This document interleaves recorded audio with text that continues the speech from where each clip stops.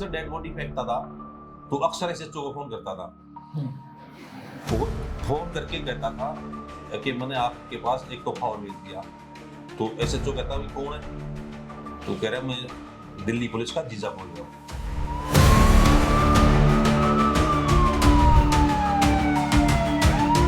तेरा कितने मर्डर किए?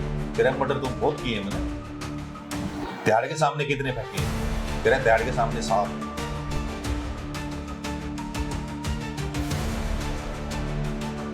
तो उसके साथ उसको पहला मर्डर कर दिया। पहला मर्डर उसने वहीं पे किया। वहीं पे, हाँ।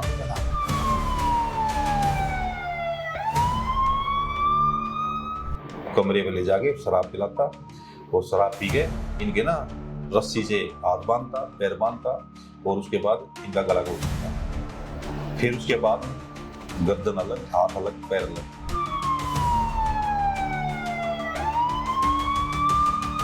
नमस्कार, आप देख रहे हैं एशियन स्काई न्यूज और मैं हूं आपके साथ बॉबी।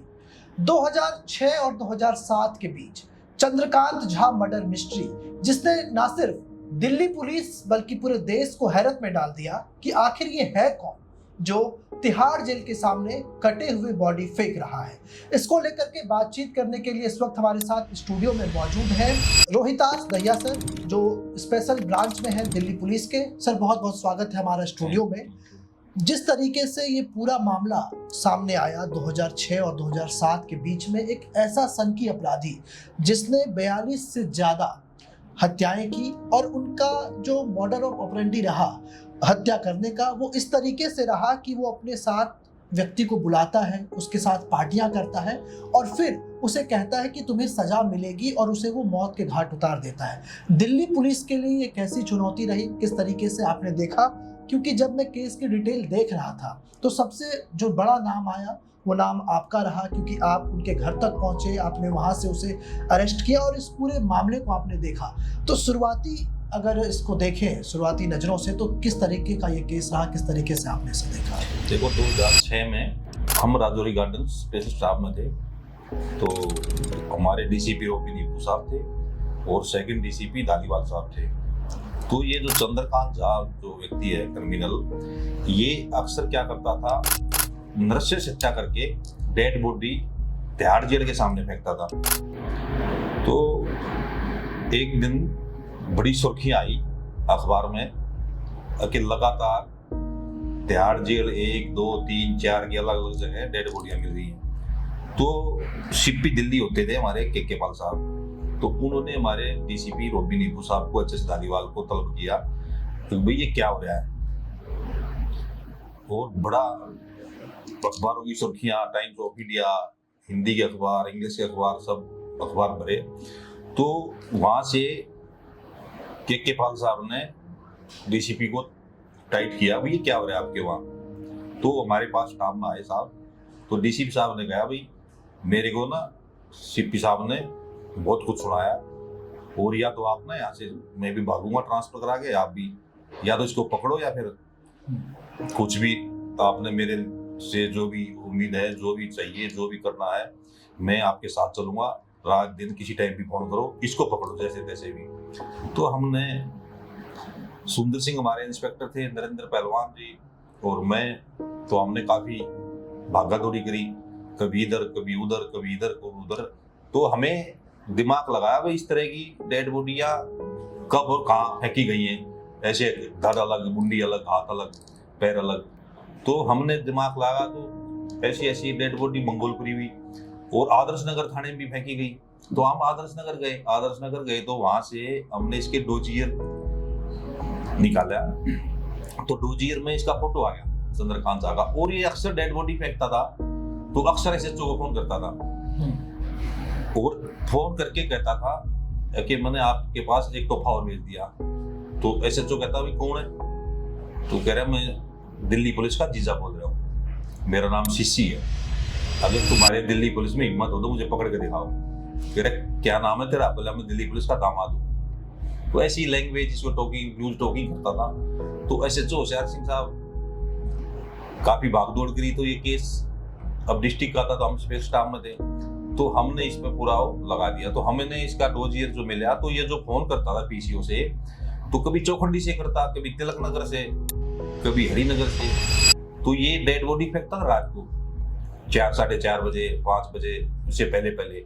उसके बाद ये घूमता रहता था। तो 7, 7:30 बजे ये फोन करता था, जब पीसीओ खुल जाता था तो तब फोन करता था एसएचओ को फोन करता या ड्यूटी अफसर को, इसके पास नंबर था तो फोन करता। तो अफसर कभी ड्यूटी अफसर था इकबाल किशन, कभी वो फोन उठाता, कभी एसएचओ, तो लूज टॉकिंग करता। उसके बाद क्या करता, ये डेड बॉडी फेंक के, उसकी मुंडी नहीं होती थी। और एक बार तो जल्दी कर दी, जब पकड़ने के बाद बता रहा, अगर जी डेड बॉडी जो मैंने फेंकी थी, मैं वहीं खड़ा था, जब पुलिस आई तो मैंने बोरे में उसको बंधा हुआ था, तो बोरा खोल के मैं खुद उसे बोरा खोल के उनके सामने पेश करके चला। जब वहां पर पुलिस अधिकारी ने कहा कि इसको खोला जाए, तो वो खुद आया, चाकू लेकर के खोला। मतलब वो देखता भी था खड़े होकर के कि पुलिस किस दिशा में इन्वेस्टिगेट कर रही है, किस तरीके से इसे देख रही है। तो हमने क्या किया, फिर वो डोजियर में जो फोटो मिला, तो हमने जो लास्ट पीसीओ से फोन किया था, तो वो फोन किया था, उसका नाम पीसीओ वाले का जो गए, हम पीसीओ वाले से हमने वो फोटो में और फोटो लगाए, तो फोटो दिखाया, तो उसी ने 8-10 फोटो में उसी पे बोला जी ऐसा ऐसा चेहरा था जो आया था फोन करने। तो हमने लगाया कि ये चंद्रकांत ही हो सकता है। तो हमने चंद्रकांत पे ध्यान दिया। हम सुबह, मैं, नरेंद्र पहलवान जी, सुंदर सिंह साहब और टीम को साथ लेकर हम सुबह डेली 10 दिन से हम वहीं लगे रहे चंद्रकांत की तो हमें खोज में। तो हमें पता लगा अगर चंद्रकांत का फैमिली डॉक्टर है, एक बडोला गांव है जी, आजाद मंडी के पास। वो बडोला गांव में ये अपनी फैमिली का इलाज कराता था। तो हम डॉक्टर के पास पहुंचे, तो डॉक्टर बोला जी मैं तो जानता नहीं। डॉक्टर की आओ भाव देख के जैसे पुलिस पहचान लेती है शिकल से, तो हमें गड़बड़ लगी। अगर डॉक्टर फोन भी शायद आया उस वक्त फोन भी आया, 1-2 फोन भी आए। तो उसने, हमने भाई ये चंद्रकांत का फोन है, कह रहे चंद्रकांत का तो नहीं है। तो हमने फिर उसको टाइट किया। तो फिर हम उसको अपने ऑफिस ले आए। तो ऑफिस थोड़ा उसको पुलिस के ढंग से पूछताछ करी। तो उसने बताया जी मैं, आप ना, डर लगता है हमें, मेरे साले को जानता है, ये हमें मार देगा, तो हम इसलिए नहीं बताना चाह रहे थे। और इसकी वाइफ का फोन मेरे पास अभी आया था 8-10 दिन पहले, और मैंने उसको मना कर दिया था। तो तब उस चंद्रकांत ने भी पूछा दोबारा, अभी कोई पंगा तो नहीं है डॉक्टर साहब, आप घबरा रहे हो? ये डॉक्टर ने बताई हमारे को। तो हमने फिर नंबर मिल गया, तो डीसीपी साहब रोबी रिपू साहब से शेयर किया, एचएस धालीवाल साहब हमारे, उनसे भी शेयर किया। उसके बाद उन्होंने हमारे नोडल अफसर डिस्ट्रिक्ट के, उनको हमारे अटैच किया ताकि भाई इसको जैसे पकड़ो। तो हमने उसकी फोन की लोकेशन और क्या नाम है उसकी, आईपी एड्रेस वगैरह सब लिया। तो उसका एड्रेस मिला हमने, अलीपुर में गुलिया कॉलोनी है। तो गुलिया कॉलोनी में पहुंचे हम, तो उसके साले ने हमारे को बता दिया था कि भाई ये इंजन वाली रिक्शा रखता है। तो उसी से वो रात में निकलता भी था। वो रिक्शा में इंजन लगा हुआ है, उसी से चलता है, उसके साले ने हमारे को बताया। तो हमने फिर ध्यान किया भाई ये आसपास इंजन वाली रिक्शा कहाँ खड़ी है। तो हमने गलियां घूमते थे, जहाँ लोकेशन आई, तो लोकेशन आसपास की सेल की आती है, एक्यूरेट लोकेशन नहीं आती। तो हमने आसपास चेक किया, तो एक इंजन वाली रिक्शा मिल गई खड़ी। तो इंजन वाली रिक्शा मिली, तो मैंने देखा इंजन वाली रिक्शा खड़ी है, तो सारा स्टाफ साथ था। तो बातचीत हुई, क्या करें माँ जी, मैं अंदर घुसता हूँ। मैं खुद अंदर घुसा उसके। आप खुद अंदर गए? हाँ, अंदर घुसा, गेट खोल लिया, सामने चंद्रकांत हलवा खाने लग रहा है। 5 लड़के हैं। क्या था, बेफिक्र था? मतलब बेफिक्र, बिल्कुल उसको बिल्कुल ऐसे लग रहा था कि इतना बड़ा वो अपराधी हो, मैंने कोई मर्डर किया हुआ है, या कोई जैसे होता है कि आदमी चीज, नींद चैन सब गायब हो जाती है, तो उसको कोई ऐसा लग नहीं रहा था। तो उसके बाद पूरा स्टाफ आ गया अंदर। आने के बाद बाबा चंद्रकांत कह रहे नहीं मैं तो विकास हूँ। विकास? हाँ, मैं तो विकास है। तो हम भी एक बार लगा कभी नहीं हो, जब कोई खुद इतना कॉन्फिडेंट होकर के बोल रहा है। कैसे विकास कैसे है? तो कह रहे जी आप, मगर हम पुलिस से है, तेरा आधार कार्ड कहाँ है? कह रहे जी पुलिस से हो, हमने कार्ड भी दिखाया। कह रहे जी आप सही जगह आ गए, मैं ठीक आ गया ना? तो कह रहे जी ठीक आ गए। तो मैं चल खड़ा हो, फिर कहने लगा भी हलवा खत्म कर लूं, हलवा खा लूं। पुलिस सामने खड़ी है, कह रहा हलवा खा लूं। तो उसकी 5 लड़की थी, उसकी वाइफ थी, वो भी साथ थी। तो 5 लड़कियों के साथ हलवा खाने लग रहा है। तो बैठ के दोबारा हलवा खाया, हलवा खाया। तो उतने उसके बाद मैं चल खड़ा हो। तो उसके बाद पढ़ना उठाया, सिर पर पढ़ना लगाया, बोला चलो सर तो उसकी लड़कियां रोने लगी, कहाँ जा रहे हैं पापा, कहाँ ले जा रहे हो पापा, कहाँ ले जा रहे हो। मगर हमने एड्रेस दे दिया, मगर राजौरी गार्डन फिर स्टाफ में टैगोर गार्डन टंकी के पास ले जा रहे, वहां जाना।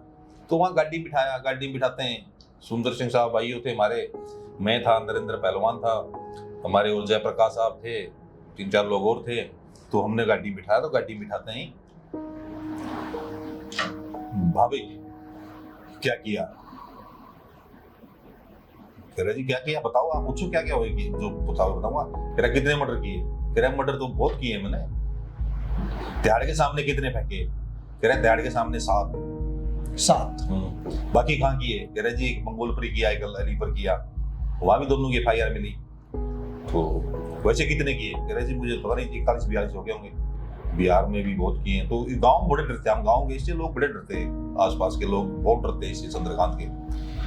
तो उसके बाद क्या हुआ, भाई क्या क्यों करता था ऐसे, कह रहा जी मैं एक्चुअली मेरी माँ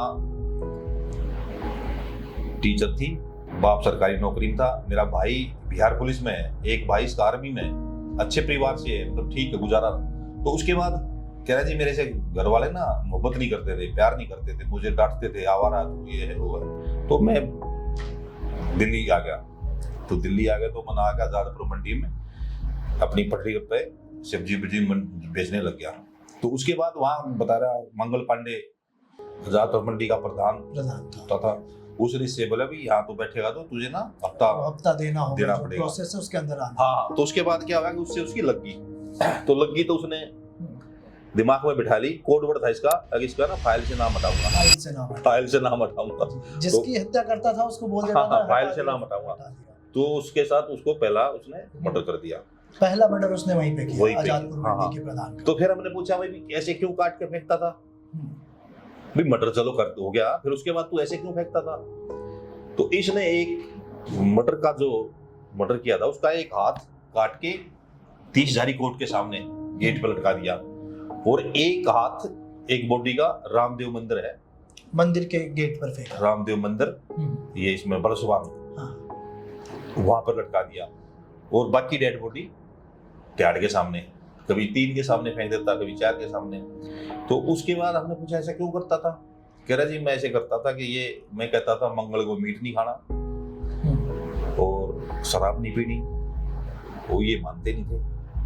तो पहले मेरे से कहते नहीं, फिर कहते क्या मंगल को क्या संडे जी जब खाना तो खाते हैं। तो मैंने इनको समझाया तो मानते थे, फिर मैं ना इनको कमरे में ले जाके शराब पिलाता, और शराब पी के इनके ना रस्सी से हाथ बांधता, पैर बांधता, और उसके बाद इनका गला घोट देता। फिर उसके बाद गर्दन अलग, हाथ अलग, पैर अलग, उसके बाद कमरा साफ करता, फिर रक्षा में डालता, और फिर तिहाड़ जेल के सामने फेंक जाता। और तिहाड़ जेल में फेंकने का कारण उसका यह था कि यहाँ कोई बलबीर कांस्टेबल था, वो बलबीर कांस्टेबल इसको तंग करता था। जब एक बार ये जेल आया आदर्श नगर से, तो जेल के दौरान इसको टॉयलेट साफ वगैरह करवाई होगी, अंदर थोड़ा बहुत काटा होगा, तो उससे नफरत करता था।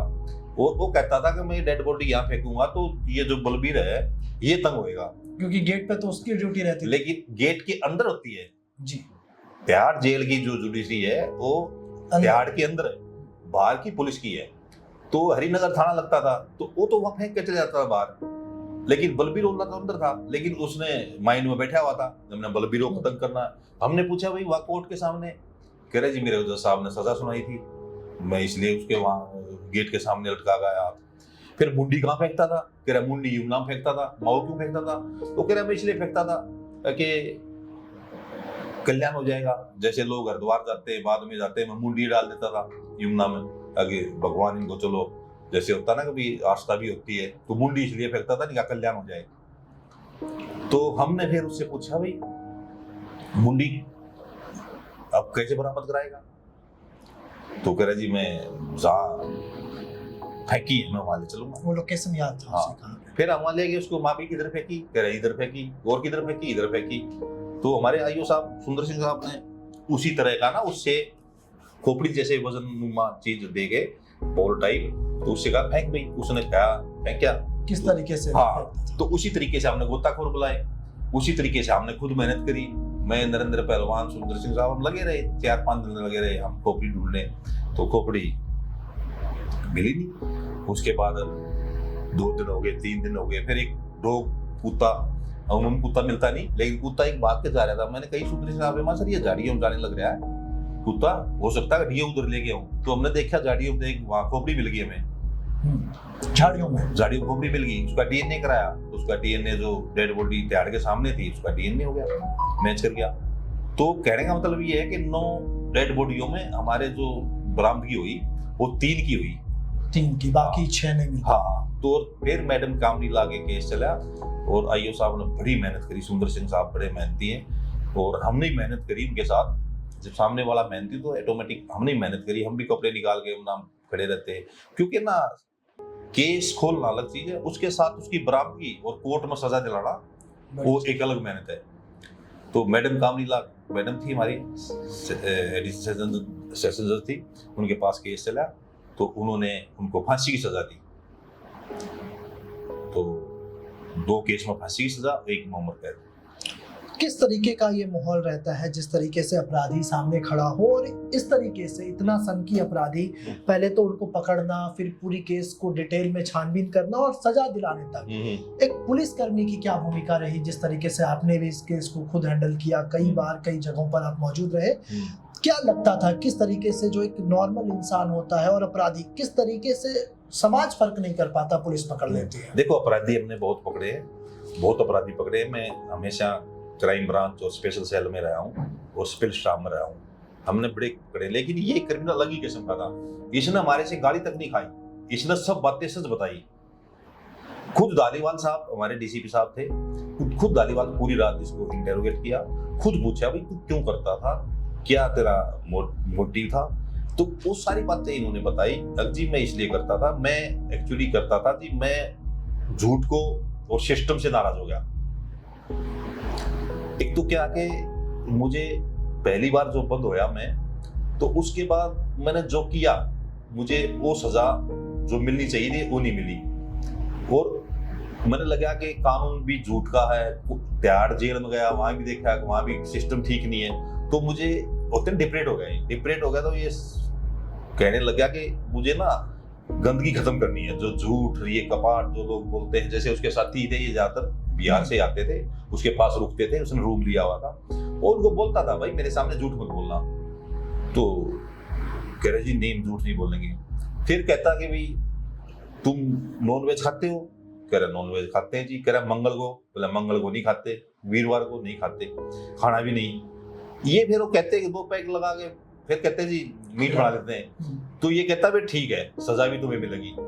हाँ, खाते टाइम भी ये बोलता कि अब तो खा लिया, अब सजा मिलेगी। खाने के बाद ये क्या करा कि उन्होंने खा लिया, खाने के बाद नशे हो गया, नशा होने के बाद उसने अपने पास रस्सी रखता था, रस्सी से हाथ पैर बांधे, और उसके पास अपना वो रखता था, हथियार रखता था काटने वाला, गला काट दिया, नाड़ काट दिया, हाथ काट दिया। विली नहीं करो, एक तो हाथ उसने मंदिर के सामने लटका दिया। रामदेव मंदिर है बड़सवा में, उसके मंदिर के सामने। हमने पूछा क्या बात होगी, यहाँ क्यों लटका दिया? कह रहा जी ये जो पुजारी था ना, ये मेरे से मैंने गाड़ी पंचर हो गई थी, रिक्शा को गाड़ी बोलता था, रिक्शा पंचर हो गई थी, ये कह रहा वो बिहारी भाग यहाँ से, यहाँ मत खड़ी करना। कह रहा मेरे मनों में बैठ गया ना, इसको भी तो जिससे थोड़ी भी दिक्कत होती थी वो उसके खिलाफ। हाँ। तो ये इस तरह का, मतलब मैंने पहली बार अपनी लाइफ में नौकरी में पहला ऐसा मैंने देखा कि साइको कि ऐसे मर्डर करना, और वो भी मर्डर भी नर्से से हत्या करना, मुंडी अलग, हाथ अलग, पैर अलग, और रक्षा में डाला। और एक बार तो बता रहा था रक्षा में खराब होगी, जैसे वो मंदिर के सामने खराब होगी तो खड़ी करके इसने टोकरे में जो हो ना डेड बॉडी डीटीसी बस में लेके गया, फिर तिलक नगर उतरा, ऑटो में आया, ऑटो से फिर वहां डाल दिया त्याड़ जेल के सामने। फिर वेट करता रहा, पीसीओ खोला, फिर फोन किया। बड़ा समझदार था, एक पीसीओ से फोन नहीं करता था, तब भी अलग अलग पीसीओ से फोन करता था, और पुलिस को चैलेंज करता था। दिल्ली पुलिस का जीजा बोल रहा है, कोई पकड़ के दिखाओ मुझे। तो एक्चुअली हमें भी महसूस हुआ यार दिल्ली पुलिस की नौकरी कर रहे हैं, इसको नहीं पकड़ेंगे। और हमारे डिस्ट्रिक्ट का काम, रोबी नीबू साहब, एचएस धालीवाल साहब खुद मेहनत करी, हमने मेहनत करी, तो भगवान ने कामयाबी दी, तो हमने ये पकड़े। मेडिकल टेस्ट भी कराया गया, क्या रहा? मेडिकल टेस्ट से कुछ ऐसी चीजें आई क्या कि कोई व्यक्ति होशो हवास में इस तरीके का कांड कर सकते हैं? नहीं, मेडिकल तो हमारी प्रक्रिया है। मेडिकल तो जैसे हम आते हैं, कस्टडी में ले आते हैं, तो मेडिकल तो हमारा रूटीन प्रोसीजर है। लेकिन ऐसा इसको ना मेडिकल इस तरह का ये वो नहीं था कि पागल था या किस तरह का वो नहीं था। इसने बिल्कुल साफ साफ बता दिया, पागल जब समझा जाएगा ना कि झूठ बोलता हो, ये वो बनता हो, ये तो साफ सब बता दिया मैंने, ये किया, ये किया, ये पुलिसिंग किया। में आपने देखा लगातार कई अपराधियों को पकड़ा, मतलब जिसकी मेंटल हेल्थ हम्म। सही हो, स्टेबल हो, वो इतनी निशंस हत्या करे, मतलब ये तो सोच से भी परे वाली बात हो गई। क्योंकि अगर कोई गलती एक बार दो बार हो गई तो एक गिल्टी फील करता है इंसान, एक उनके अंदर भावना होती है कि मैं गलत कर रहा हूँ। लेकिन एक के बाद इतनी हत्याएं वो करता चला गया, उसके बाद खुद वो फोन कर रहा है, पुलिस को चुनौती दे रहा है, वहां पर नहीं, वो ये कह रहा है कि मुझे जो आदर्श नगर पुलिस ने बंद किया, तो कह रहा है उसके दिमाग में ये मुझे ना झूठे केस में फंसा दिया, लेकिन ऐसा कुछ ही था, उसने मर्डर किया था। तो उन्होंने पुलिस, वो कह रहा है कि मुझे मेरे पर जो उन्होंने केस बनाया, मेरे को लगता है कि मेरे पे झूठा बनाया, और उसके बाद वो पुलिस से खपा हो गया, और खपा इतना हो गया कि पुलिस को गालियां देनी शुरू कर दी। पुलिस को फोन करके कह रहा है मैंने एक डेड बॉडी और फेंक दी, एक और फेंक दी। पुलिस का जीजा बोल रहा हूँ पकड़ के दिखाओ, तुम मर्द हो तो मर्दों वाली बात करे हो, मर्द हो तो मुझे पकड़ो, मतलब इस तरह की लैंग्वेज लूज टॉक, मतलब ऐसे को बार बार फोन कर रहा है। तो बड़ा चैलेंज हो गया था, बड़ा हाईलाइट हो गया। एलजी ने भी सीपी को बोला, एलजी साहब सीपी को बोल रहे, सीपी साहब डीसीपी को, तो बड़ा हाईलाइट हो गया, सुर्खियां पड़ गई थी अखबार में। बाकी वो सवास में था, ऐसा कुछ नहीं था। अलग स्टेट से भी कोऑर्डिनेट करना पड़ा आप लोगों को? हाँ, बिहार से भी फोन आए, और जैसे हमने बताया आईओ के पास के भी एक टैटू ऐसे हमारा अमिताभ का वो हमारा गायब है बच्चा। तो हम गांव गए, तो गांव में इसका बड़ी दहशत है, गांव में इसके खिलाफ कोई बयान देगा कुछ नहीं, कोई बोल नहीं सकता। तो उसके बाद फिर इसने वहाँ भी बताया, लेकिन एक्चुअली क्या, हम एक दो थाने में गए तो उन्होंने क्लोज कर दिया केस, मतलब जैसे होता है बिहार में उस तरीके से जांच नहीं हो पाई। नहीं हो पाई, लेकिन एफआईआर भी नहीं मिली। तो ये बता रहा है मन तो 40 से ऊपर ही किए जी, 41-42 मर्डर किए। दिल्ली में कितने एफआईआर दर्ज हुए थे? 9 एफआईआर मर्डर, 7 तिहाड़ जेल के सामने, और एक मंगोलपुरी, एक अलीपुर, पीएस अलीपुर की, जिसमें अभी सजा मिल चुकी है। यस सजा मिल चुकी है इसको। 2 केस में मैडम कामनी लाल ने, 2 केस में फांसी और एक में उम्र कैद। बहुत बहुत धन्यवाद सर इस पूरी जानकारी के लिए। Thank you. तो हमारे साथ थे इस वक्त रोहितास दहिया, जिन्होंने इस केस को बखूबी अंजाम तक पहुंचाया। अपनी टीम के साथ डीसीपी और तमाम लोगों की टीम इसमें काम की, और 2006 और 7 के बीच ये क्राइम लगातार बढ़ता गया। क्राइम की एक मिस्ट्री बनी, क्राइम की एक सीरीज बनी। कुछ सालों के बाद ये घटनाएं रिपीट होती रही, जिसने ना सिर्फ दिल्ली पुलिस बल्कि देश भर में तहलका मचाया। विदेशी मीडियाओं ने भी अपने अखबारों में इसे खूब सुर्खियां दी, और इसके बाद जाकर के इस पूरे कांड का उद्भेदन किया। और इसमें खास बात ये रही कि एक सजा देने की बात सामने आई कि अगर उस व्यक्ति को जिसने ये सारी हत्याएं की है, चंद्रकांत झा, उर्फ अपने आप को वो सीसी कहता था, यानी कि चंद्रकांत ही चंद्रकांत के अलावा और कोई नहीं। तो इस घटनाक्रम में जो व्यक्ति उसके पास आता गया, जिसने उसके साथ नाइंसाफी की, यूं कहे तो उनसे उनका मनमुटाव हुआ, तो सभी को वो डायरी